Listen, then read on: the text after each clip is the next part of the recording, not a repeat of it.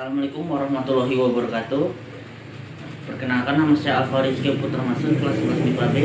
Di sini saya akan membahas tentang proses pembentukan dan teknik pemisahan fraksi-fraksi minyak bumi serta kegunaannya. Langsung saja kita ke videonya. Pasti kita bertanya-tanya, apa itu minyak bumi?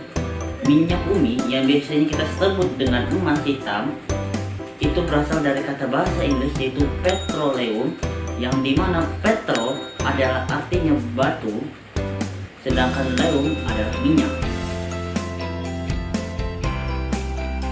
Proses pembentukan minyak bumi. Minyak bumi merupakan bahan bakar yang berasal dari fosil-fosil yang terpendam selama berjuta-juta tahun.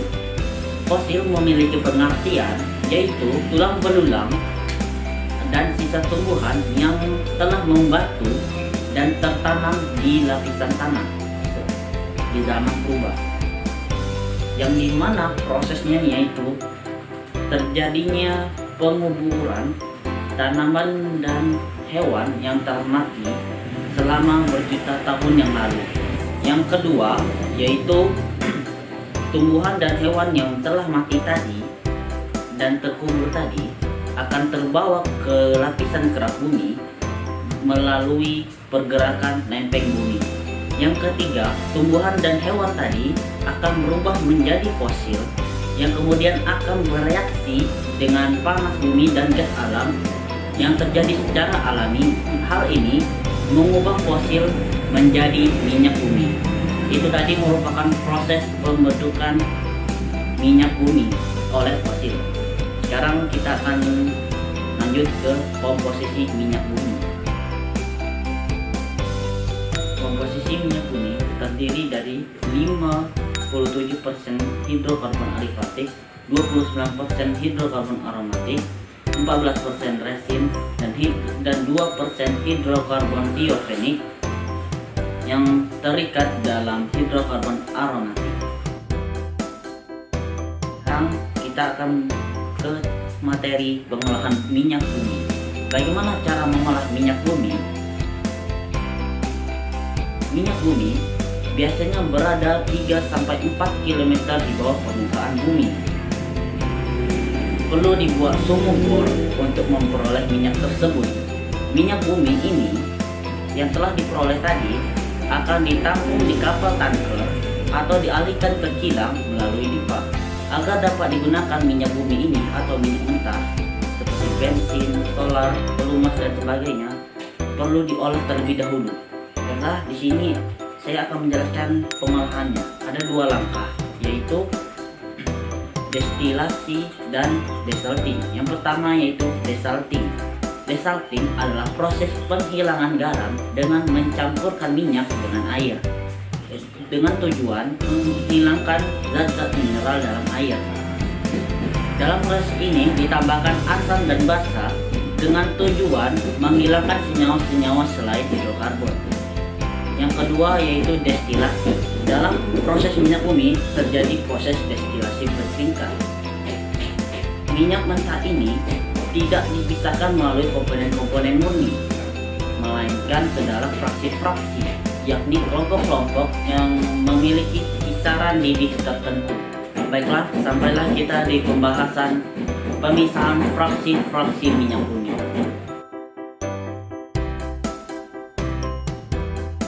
Dan menurut materi yang saya pelajari, itu ada 10 macam fraksi minyak bumi. Fraksi hidrokarbon yang dihasilkan dari minyak bumi adalah sebagai berikut. Yang pertama adalah gas. Jumlah atom karbon yang dimiliki gas yaitu C1 sampai C4. Titik didih yang dimilikinya itu di bawah 20 derajat Celcius. Kegunaannya yaitu sebagai gas LPG dan bahan baku sintetis senyawa organik. Yang kedua adalah bensin atau gasolin. Ini memiliki atom karbon yaitu C5 sampai C10. Titik didihnya itu mencapai 40 derajat sampai 100 derajat Celcius. Kegunaannya yaitu sebagai bahan bakar kendaraan, contohnya seperti bensin. Yang ketiga adalah nafta. Nafta ini jumlah atom karbonnya C6 sampai C10 dengan titik didih 70 derajat sampai 180 derajat. Kegunaannya yaitu nafta ini dibuat dari bensin. Nafta digunakan sebagai sintetis senyawa organik untuk pembuatan plastik, karet, deterjen, obat, bahan pakaian, dan kosmetik. Yang keempat adalah kerosin. Kerosin ini memiliki atom karbon C11 sampai C14 dengan titik didih 180 derajat sampai 250 derajat. Kegunaannya adalah sebagai bahan bakar pesawat dan bahan bakar kompor parafin.